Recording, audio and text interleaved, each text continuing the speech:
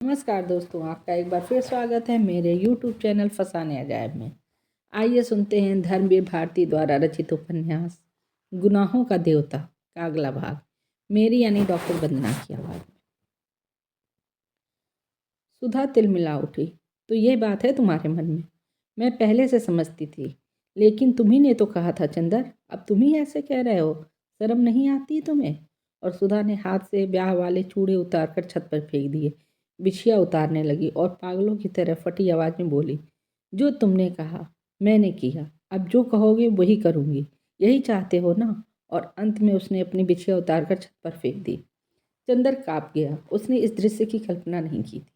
बिनती बिनती, उसने घबराकर पुकारा और सुधा से बोला, अरे ये क्या कर रही हो? कोई देखेगा तो क्या सोचेगा? पहनो जल्दी से। मुझे किसी की परवाह नहीं, तुम्हारा तो जी ठंडा पड़ जाएगा। चंदर उठा। उसने जबरदस्ती सुधा के हाथ पकड़ लिए। बिनती आ गई थी। लो इन्हें चूड़े पहना दो। बिनती ने चुपचाप चूड़े और बिछिया पहना दी। सुधा चुपचाप उठी और नीचे चली गई। चंदर अपनी खाट पर सिर झुकाए लज्जित सा बैठा था। लीजिए खाना खा लीजिए, बिनती बोली। मैं नहीं खाऊंगा, चंदन ने रुधे गले से कहा। खाइए वरना अच्छी बात नहीं होगी। आप दोनों मिलकर मुझे मार डालिए, बस किस्सा ही खत्म हो जाए। न आप सीधे मुंह से बोलते हैं न दीदी। पता नहीं आप लोगों को क्या हो गया है। चंदर कुछ नहीं बोला। खाइए, आपको हमारी कसम है, वरना दीदी खाना नहीं खाएंगी। आपको मालूम नहीं, दीदी की तबीयत इधर बहुत ख़राब है। उन्हें सुबह शाम बुखार रहता है। दिल्ली में तबीयत बहुत ख़राब हो गई थी। आप ऐसे कर रहे हैं, बताइए उनका क्या हाल होगा?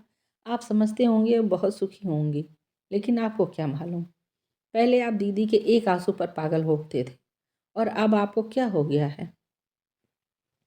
चंदन ने सिर उठाया और गहरी सांस लेकर बोला, जाने क्या हो गया है बिनती। मैं कभी नहीं सोचता था कि सुधा को मैं इतना दुख दे सकूंगा। इतना अभागा हूँ, मैं खुद भी इस तरह घुलता जा रहा हूँ और सुधा को भी इतना दुखी कर दिया। और सचमुच चंदर की आंखों में आंसू भर आए। बिनती चंदर के पीछे खड़ी थी। चंदर का सिर अपनी छाती में लगाकर आंसू पोंछती हुई बोली, छी, अब और दुखी होइएगा तो दीदी और भी रोएंगी। लीजिए खाइए। जाओ दीदी को बुला लो और उन्हें भी खिला दो, चंदन ने कहा। बिनती गई, फिर लौटकर बोली, बहुत रो रही हैं, अब आज उनका नशा उतर जाने दीजिए, तब कल बात कीजिएगा। फिर सुधा ने, ना खाया तो नहीं, आप खा लीजिए। तो वो खा लेंगी, उनको खिलाए बिना मैं नहीं खाऊंगी, बिनती बोली और अपने हाथ से कौर बना बना कर चंदर को देने लगी।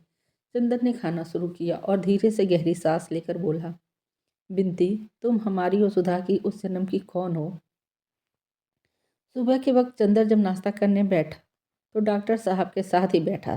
सुधा आई और प्याला रखकर चली गई।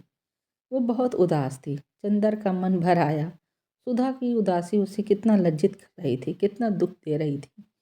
दिन भर किसी काम में उसकी तबीयत नहीं लगी। उसने क्लास छोड़ दी, लाइब्रेरी में जाकर किताबें उलट पलट कर चला आया। उसके बाद प्रेस गया, जहाँ उसे अपनी थीसिस छपने देनी थी।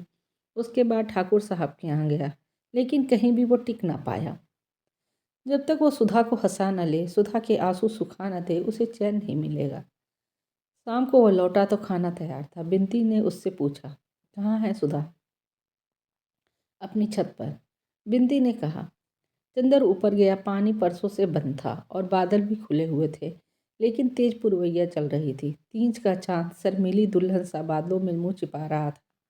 हवा के तेज झकोरे पर बादल उड़ रहे थे और कचनार बादलों में तीज का धनुषाकार चांद आग मिचौली खेल रहा था। सुधा ने अपनी खाट बरसाती के बाहर खींच ली थी। छत पर धुंधला अंधेरा था और रह रहकर सुधा पर चांदनी के फूल बरस जाते थे। सुधा चुपचाप लेटी हुई बादलों को देखती हुई जाने क्या सोच रही थी। चंदर गया। चंदर को देखते ही सुधा उठ खड़ी हुई और उसने बिजली जला दी और चुपचाप बैठ गई। चंदर भी बैठ गया।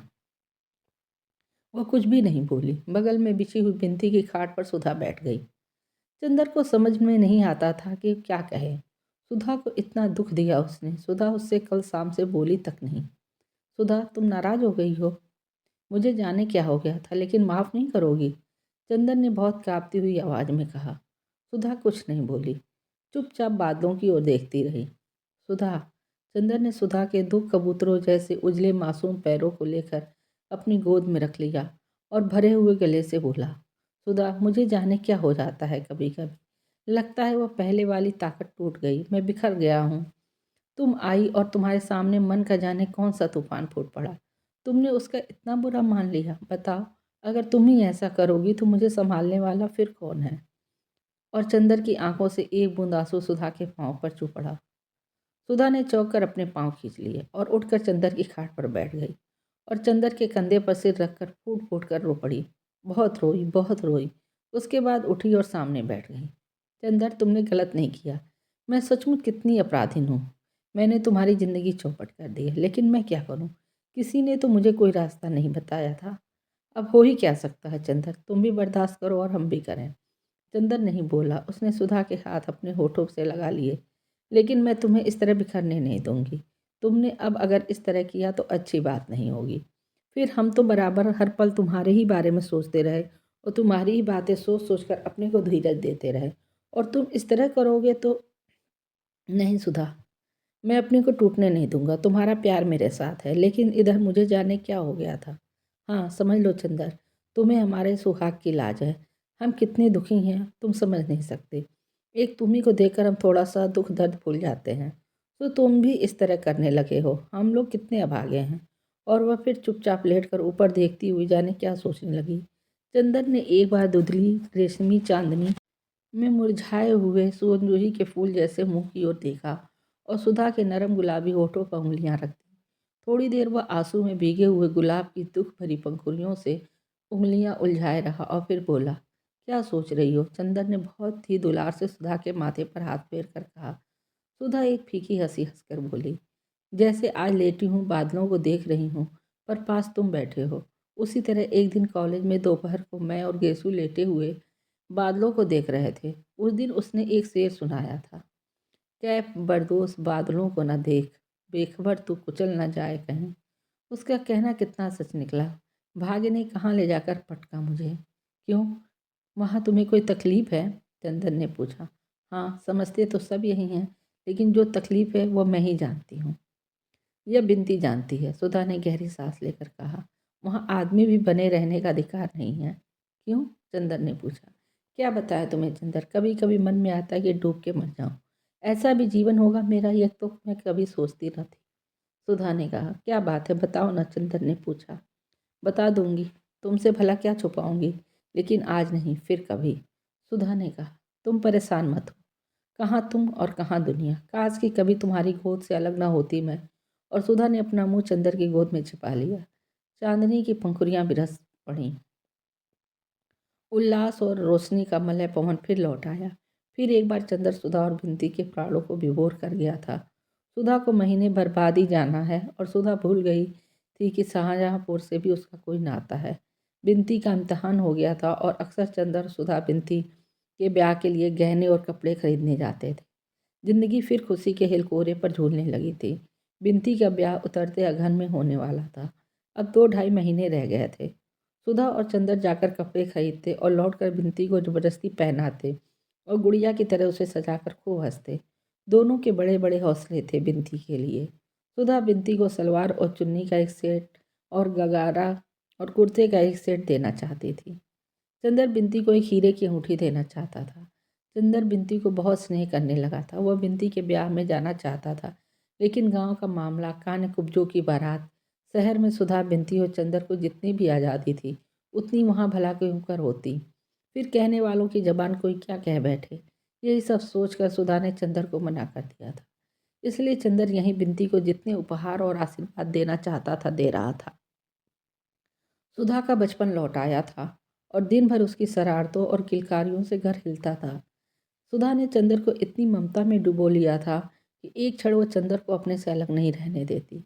जितनी देर चंदर घर में रहता, सुधा उसे अपने दुलार में, अपनी सांसों की गरमाई में समेटे रहती। चंदर के माथे पर हर क्षण वो जाने कितना स्नेह बिखेरती रहती थी। एक दिन चंदर आया तो देखा कि बिनती कहीं गई है और सुधा चुपचाप बैठी हुई बहुत से पुराने खतों को संभाल रही है। एक गंभीर उदासी का बादल घर में छाया हुआ है। चंदर आया, देखा सुधा आंख में आंसू भरे बैठी है। क्या बात है सुधा? रुखसती की चिट्ठी आ गई चंदर, परसों शंकर बाबू आ रहे हैं। चंदर के हृदय की धड़कनों पर जैसे किसी ने हथौड़ा मार दिया। वो चुपचाप बैठ गया। अब सब खत्म हुआ चंदर, सुधा ने बड़ी ही करुण मुस्कान से कहा। अब साल भर के लिए विदा, और उसके बाद जाने क्या होगा।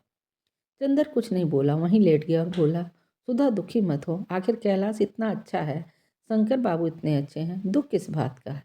रहा मैं तो अब मैं सशक्त रहूंगा, तुम मेरे लिए मत घबराओ।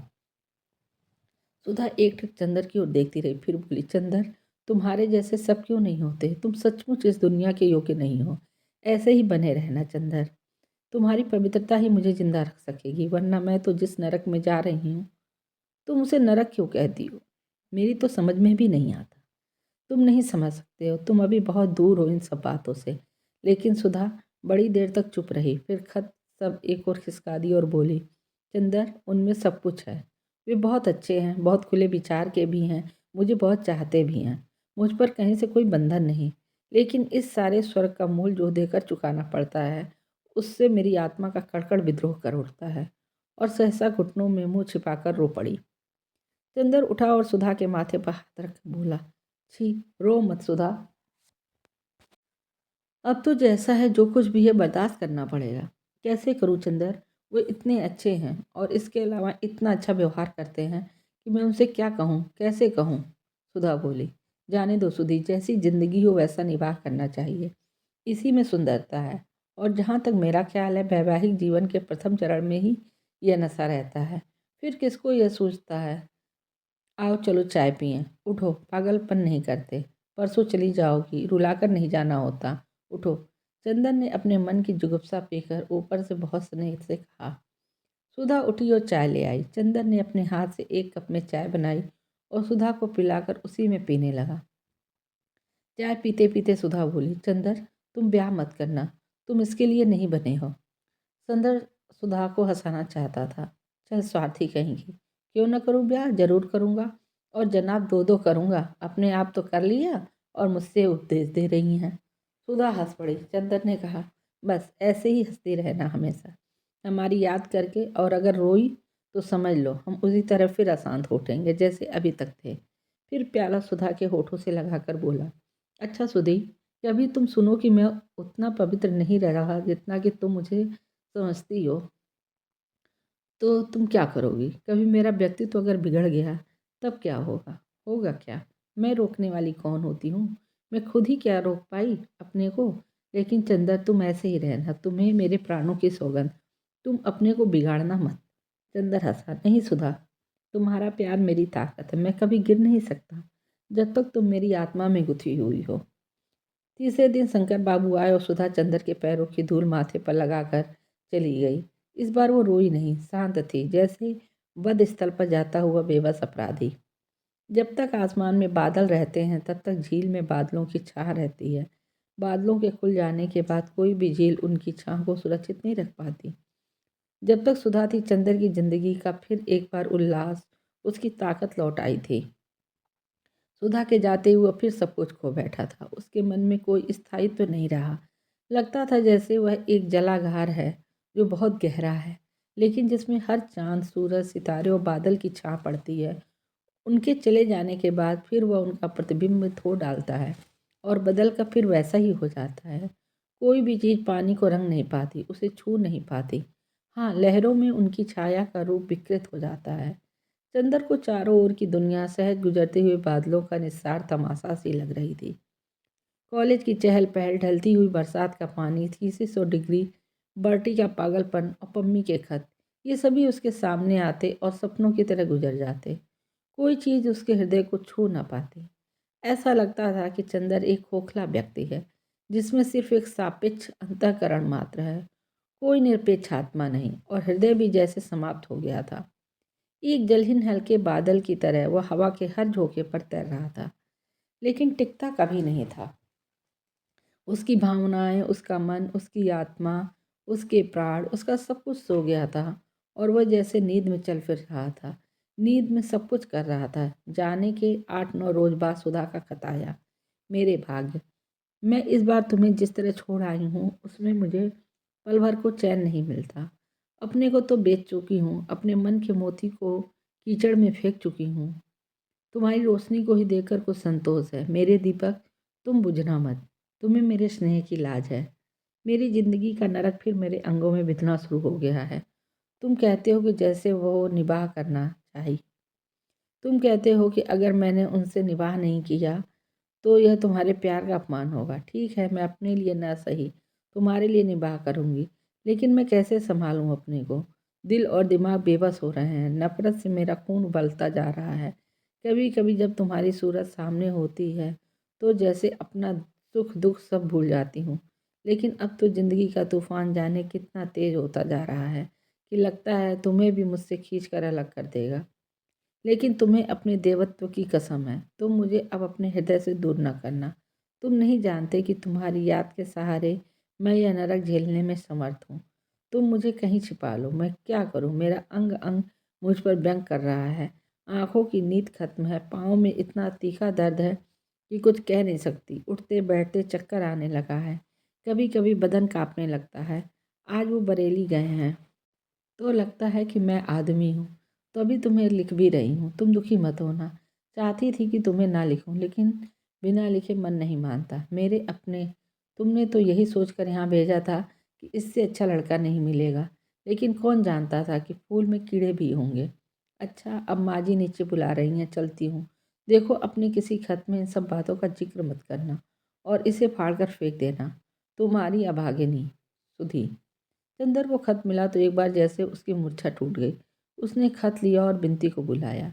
बिनती हाथ में साग और डलिया लिए आई और पास बैठ गई। चंदर ने वो खत बिनती को दे दिया। बिनती ने पढ़ा और चंदर को वापस दे दिया और चुपचाप तरकारी काटने लगी। वह उठा और चुपचाप अपने कमरे में चला गया। थोड़ी देर बाद बिनती चाय लेकर आई और चाय रखकर बोली, आप दीदी को कब खत लिख रहे हो? मैं नहीं लिखूंगा, चंदर बोला। क्यों? क्या लिखूं? बिनती को समझ में नहीं आता। कुछ झल्लाकर चंदर ने कहा। बिनती चुपचाप बैठ गई। थोड़ी देर बाद चंदर बड़े मुलायम स्वर में बोला, बिनती, एक दिन तुमने कहा था कि मैं देवता हूँ, तुम्हें मुझ पे गर्व है। आज भी तुम्हें मुझ पे गर्व है? हाँ हाँ, पहले से ज़्यादा, बिनती बोली। अच्छा, ताज्जुब है, चंदर बोला। अगर तुम जानती कि आजकल कभी कभी मैं क्या सोचता हूँ तो तुम्हें ताज्जुब होता। तुम जानती तो सुधा के इस खत से मुझे जरा सा भी दुख नहीं हुआ, सिर्फ झल्लाहट ही हुई है। मैं सोच रहा था कि क्यों सुधा इतना स्वांग भरती है, दुख और अंतर्द्वंद का। किस लड़की को यह सब पसंद नहीं? किस लड़की के प्यार में शरीर का अंश नहीं होता? लाख प्रतिभाशाली लड़कियां हों, लेकिन अगर वे किसी को प्यार करेंगी तो उसे अपनी प्रतिभा नहीं दे देंगी, अपना शरीर ही देंगी। और यदि वह अस्वीकार कर लिया जाए तो शायद प्रतिहिंसा से तड़प भी उठेंगी। अब तो मुझे ऐसे लगने लगा कि सेक्स ही प्यार है, प्यार का मुख्य अंश है, बाकी सभी कुछ उसकी तैयारी है। उसके लिए एक समुचित वातावरण और विश्वास का निर्माण करना है। जाने क्यों मुझे इस सब से बहुत नफरत होती जा रही है। अभी तक मैं सेक्स और प्यार को दो अलग चीज़ें समझता था। प्यार पर विश्वास करता था, सेक्स से नफरत करता था। अब मुझे दोनों ही एक चीज़ें लगती हैं और जाने कैसे अरुचि सी हो गई है इस ज़िंदगी से। तुम्हारी क्या राय है बिनती? मेरी? अरे, अब हम बेपढ़े लिखे आदमी, हम क्या आपसे बात करेंगे? लेकिन एक बात है, ज़्यादा पढ़ना लिखना अच्छा नहीं होता। क्यों? चंदन ने पूछा। पढ़ने लिखने से आप और दीदी जाने क्या क्या सोचते हैं। हमने देहात में देखा है कि वहाँ लड़कियाँ समझती हैं कि उन्हें क्या करना है, इसलिए कभी इन सब बातों पर अपना मन ही नहीं बिगाड़ती। बल्कि मैंने तो देखा कि सभी शादी के बाद मोटी होकर आती हैं और दीदी अब छोटी सी नहीं गई, ऐसी उनकी तबीयत खराब हो जाए। यह सब मन में घुटने का नतीजा है। जब यह होना ही है तो क्यों दीदी दुखी होती हैं? उन्हें तो और मोटी होना चाहिए, बिनती बोली। इस समस्या का इतना सरल समाधान सुनकर चंदर को हंसी आ गई। अब तुम ससुराल जा रही हो, मोटी होकर आना। धत, आप तो मजाक करने लगे। लेकिन बिनती, तुम इस मामले में बड़ी विद्वान मालूम देती हो। अभी तक ये विद्वता कहाँ छिपा रखी थी? नहीं, आप मजाक ना बनाइए। मैं तो सच बताऊं कि देहाती लड़कियां शहर की लड़कियों से ज़्यादा होशियार होती हैं इन सब मामलों में। सच? चंदन ने पूछा। वह गांव की जिंदगी को बेहद निरीह समझता था। हाँ, और क्या। वहाँ इतना दुराव, इतना गोपन नहीं है। सभी कुछ उनके जीवन का उन्मुक्त है और ब्याह के बदले ही वहाँ लड़कियाँ सब कुछ। अरे नहीं, चंदन ने बेहद ताज्जुब से कहा। लो, यकीन नहीं होता आपको? मुझे कैसे मालूम हुआ इतना? मैं आपसे कुछ नहीं छिपाती। वहाँ तो सब लोग इससे इतना स्वाभाविक समझते हैं जितना खाना पीना हंसना बोलना। बस लड़कियाँ इस बात में सचेत रहती हैं कि किसी मुसीबत में ना फंसें। चंदन चुपचाप बैठा चाय पीता रहा। आज तक वो जिंदगी को कितना पवित्र मानता था, लेकिन ज़िंदगी कुछ और ही है। ज़िंदगी अब भी वह है जो सृष्टि के आरंभ में थी। और दुनिया कितनी चालाक है, कितनी भुलावा देती है। अंदर से मन में जहर छिपाकर भी होठों पर कैसी अमृतमयी मुस्कान झलकाती रहती है।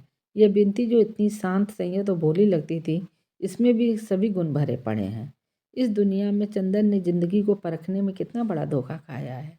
जिंदगी यह है मांसलता और प्यास, और उसके साथ साथ अपने को छिपाने की कला। वह बैठा बैठा सोचता रहा। सहसा उसने पूछा, बिनती, तुम भी देहात में रही हो और सुधा भी, तुम लोगों की जिंदगी में यह सब कभी आया? बिंदी क्षणभर चुप रही, फिर बोली, क्यों, क्या नफरत करोगे सुनकर? नहीं बिंदी, जितनी नफरत और रुचि दिल में आ गई है उससे ज़्यादा आ सकती है भला? बताना चाहो तो बता दो। अब मैं जिंदगी को समझना चाहता हूँ, वास्तविकता के स्तर पर। चंदन ने गंभीरता से पूछा। मैंने आपसे कुछ नहीं छिपाया, न अब छिपाऊंगी। पता नहीं क्यों दीदी से भी ज़्यादा आप पर विश्वास जमता जा रहा है। सुधा दीदी की ज़िंदगी में तो यह सब नहीं आ पाया। ये बड़ी विचित्र सी थी, सबसे अलग रहती थी और पढ़ती थी और कमल के पोखरे में फूल तोड़ती थी। बस मेरी ज़िंदगी में। चंदन ने चाय का प्याला खिसका दिया। जाने किस भाव से उसने बिंदी के चेहरे की ओर देखा। वह शांत थी, निर्विकार थी और बिना किसी हिचक के कहती जा रही थी। चंदर चुप था। बिंदी ने अपने पाँवों से चंदर के पाँव की उंगलियां दबाते हुए पूछा, क्या सोच रहे हैं आप? सुन रहे हैं आप? जाने दो, मैं नहीं सुनूंगा। लेकिन तुम मुझ पर इतना विश्वास क्यों करती हो? चंदन ने पूछा। जाने क्यों, यहाँ आकर मैंने दीदी के साथ आपका व्यवहार देखा, फिर पम्मी वाली घटना हुई। मेरे तन मन में एक विचित्र सी श्रद्धा आपके लिए छा गई। जाने कैसी अरुचि मेरे मन में दुनिया के लिए थी। आपको देखकर मैं फिर स्वस्थ हो गई। ताज्जुब है, तुम्हारे मन की अरुचि दूर हो गई दुनिया के प्रति और मेरे मन में अरुचि बढ़ गई। कैसे अंतर विरोध होते हैं मन की प्रतिक्रियाओं में। मैं एक बात पूछूं बिंदी, तुम मेरे इतने समीप रही हो, सैकड़ों बार ऐसा हुआ होगा जो मेरे विषय में तुम्हारे मन में शंका पैदा कर देता। तुम सैकड़ों बार मेरे सिर को अपने बच पर रखकर मुझे सांत्वना दे चुकी हो। तुम मुझे बहुत प्यारी हो, लेकिन तुम जानती हो मैं तुम्हें प्यार नहीं करता हूँ। फिर यह सब क्या है, क्यों है? बिनती चुप रही। पता नहीं, मुझे इसमें कोई पाप नहीं दिखा, और कभी दिखा भी तो मन ने कहा कि आप इतने पवित्र हैं, आपका चरित्र इतना ऊंचा है कि मेरा पाप भी आपको छूकर पवित्र हो जाएगा। लेकिन बिनती, बस, बिनती ने चंदर को टोक कर कहा, इससे अधिक आप कुछ मत पूछिए, मैं हाथ जोड़ती हूँ। चंदर चुप हो गया। चंदर जितना सुलझाने का प्रयास कर रहा था, चीज़ें उतनी ही उलझती जा रही थी। सुधा ने जिंदगी का एक पद चंदर के सामने रखा था। बिनती उसे दूसरी दुनिया में खींच लाई। कौन सच है, कौन झूठ, वो किसका तिरस्कार करे और किसको स्वीकार करे। अगर सुधा गलती पर है तो चंदर का जिम्मा है। चंदर ने सुधा की हत्या की है। लेकिन जितनी भिन्न हैं दोनों बहनें, बिनती कितनी व्यवहारिक, कितनी यथार्थ संयत, और सुधा कितनी आदर्श, कितनी कल्पनामयी, कितनी सूक्ष्म, कितनी ऊंची, कितनी सुकुमार और पवित्र। जीवन की समस्याओं के अंतर विरोधों में जब आदमी दोनों पक्षों को समझ लेता है, तब उसके मन में एक ठहराव आ जाता है। वह भावना से ऊपर उठकर स्वच्छ बौद्धिक धरातल पर जिंदगी को समझने की कोशिश करने लगता है। चंदर अब भावना से हटकर जिंदगी को समझने की कोशिश करने लगा था।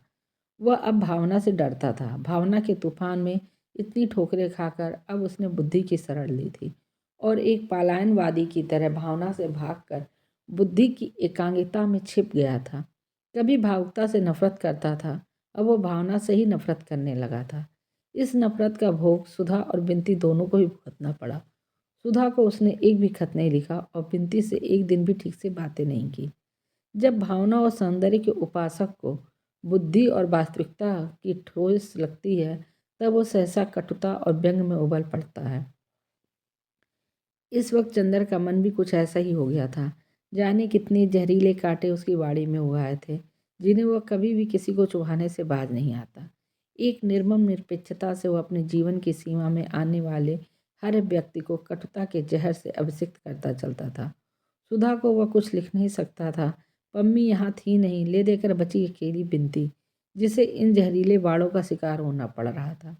सितंबर बीत रहा था। अब वह गांव जाने की तैयारी कर रही थी। डॉक्टर साहब ने दिसंबर तक की छुट्टी ली थी और वे गांव जाने वाले थे। शादी के महीने भर पहले से उनका जाना जरूरी था। चंदर खुश नहीं था, नाराज नहीं था। एक स्वर्ग भ्रष्ट देवदूत जिसे पिशाचों ने खरीद लिया हो, उन्हीं की तरह वह जिंदगी के सुख दुख को ठोकर मारता हुआ किनारे खड़ा सभी पर हंस रहा था। खास तौर से नारी पर उसके मन का सारा जहर बिखरने लगा था और उससे यह भी अक्सर ध्यान नहीं रहता कि वह किससे क्या बात कर रहा है। बिनती सब कुछ चुपचाप सहती जा रही थी। बिनती को सुधा की तरह रोना नहीं आता था, न उसकी चंदर इतनी परवाह करता था जितनी सुधा की। दोनों में बातें भी बहुत कम होती थी, लेकिन बिनती मन ही मन दुखी थी। वह क्या करे। एक दिन उसने चंदर के पैर पकड़कर बहुत अनुनय से कहा, आपको क्या होता जा रहा है? अगर आप ऐसे ही करेंगे तो हम दीदी को लिख देंगे। चंदर बड़ी भयावनी हंसी हंसा। दीदी को क्या लिखोगी? मुझे अब उसकी परवाह नहीं। वह दिन गए बिनती, बहुत बन लिए हम। हाँ चंदर बाबू, आप लड़की होते तो समझते। सब समझता हूँ मैं। कैसा दोहरा नाटक खेलती हैं लड़कियाँ, इधर अपराध करना उधर मुखबिरी करना। बिनती चुप हो गई। एक दिन चंदर कॉलेज से आया तो उसके सिर में दर्द रहा। वो चुपचाप पागल लेट गया। बिनती ने आकर पूछा तो बोला, क्यों? क्यों मैं बतलाऊं कि क्या है? तुम मिटा दोगी? बिनती ने चंदर के सिर पर हाथ रखकर कहा, चंदर तुम्हें क्या होता जा रहा है? कैसी हड्डियां निकल आई हैं इधर? इस तरह अपने आप को मिटाने से क्या फ़ायदा? मिटाने से? चंदर उठकर बैठ गया। मैं मिटाऊंगा अपने को लड़कियों के लिए? छी, तुम लोग अपने को क्या समझती हो? क्या है तुम लोगों के सिवा एक नसीली मांसलता के अलावा? इसके लिए मैं अपने आप को मिटाऊंगा? बिनती ने चंदर को फिर लिटा दिया। इस तरह अपने को धोखा देने से क्या फ़ायदा चंदर बाबू? मैं जानती हूँ दीदी के ना होने से आपकी ज़िंदगी में कितना बड़ा अभाव है, लेकिन दीदी के ना होने पर क्या मतलब है तुम्हारा? मेरा मतलब आपको समझते हैं। मैं जानती हूँ दीदी होती तो आप इस तरह ना मिटाते अपने आप को। मैं जानती हूँ दीदी के लिए आपके मन में क्या है। बिनती ने सिर में तेल डालते हुए कहा, दीदी के लिए क्या है? चंदर हंसा, बड़ी विचित्र हंसी। दीदी के लिए मेरे मन में एक आदर्शवादी भावुकता थी जो अधकचरे मन की उपज थी। एक ऐसी भावना थी जिसके औचित्य पर ही मुझे विश्वास नहीं। वह एक सनक थी। सनक? बिनती थोड़ी देर तक चुपचाप सिर में तेल ठोकती रही, फिर बोली, अपनी सांसों से बनाई देव मूर्ति पर इस तरह लात तो न मारिए, आपको शोभा नहीं देता। बिनती की आंख में आंसू आ गए। कितनी अभागी हैं दीदी। चंदर एक बिनती को देखता रहा, फिर बोला, मैं अब पागल हो जाऊंगा बिनती।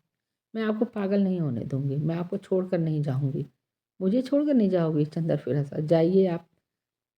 अब आप श्रीमती बिनती होने वाली हैं, आपका ब्याह होगा। मैं पागल हो रहा हूँ, इससे क्या हुआ? इन सब बातों से दुनिया नहीं रुकती, शहनाइयाँ नहीं बंद होती, बंधनवार नहीं तोड़े जाते। मैं नहीं जाऊँगा चंदर अभी। तुम मुझे नहीं जानते। तुम्हारी इतनी ताड़ना और व्यंग सहकर भी तुम्हारे पास रही, अब दुनिया भर की लांछना और व्यंग सहकर भी तुम्हारे पास रह सकती हूँ। बिनती ने तीखे स्वर में कहा, क्यों? तुम्हारे रहने से क्या होगा? तुम सुधा नहीं हो। तुम सुधा नहीं हो सकती। जो सुधा है मेरी ज़िंदगी में वो कोई नहीं हो सकता, समझी? और मुझ पर एहसान मत जताओ। मैं मर जाऊं, मैं पागल हो जाऊं, किसी का साझा। क्यों तुम मुझ पर इतना अधिकार समझने लगी हो? अपनी सेवा के बल पर? मैं इसकी रत्ती भर भी परवाह नहीं करता। जाओ यहाँ से। और उसने बिनती को धकेल दिया। तेल की शीशी उठाकर बाहर फेंक दी। बिनती रोती हुई चली गई। चंदर उठा और कपड़े पहनकर बाहर चल दिया। ये लड़कियां समझती हैं, एहसान कर रही हैं मुझ पर।